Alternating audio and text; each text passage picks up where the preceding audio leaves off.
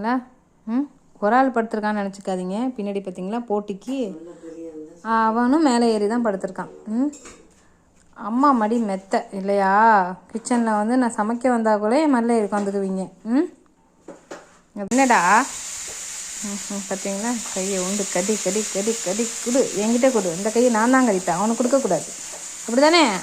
அவனுக்கு கொடுக்கக்கூடாது அந்த கையை. அவன் மேலே தலைமையில் ஏறிக்க, அவ்வளோதான். இங்கே பார்த்தீங்களா எங்கே ஏறிட்டு போகுதுன்னு.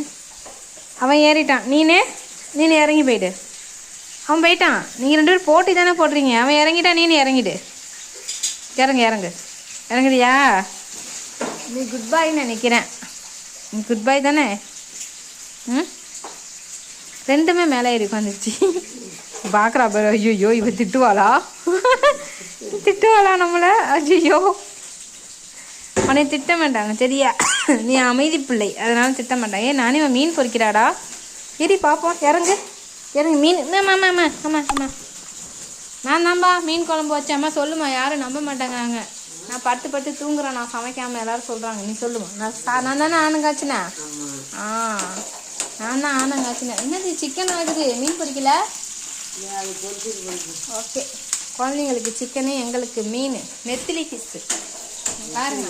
நான் தான்பா. ஆமாம் தோவை, இது தோவை. நான் தான் மீன் குழம்பு வச்சேன். நான் தான் மீன் குழம்பு வச்சேன். ஆமாம்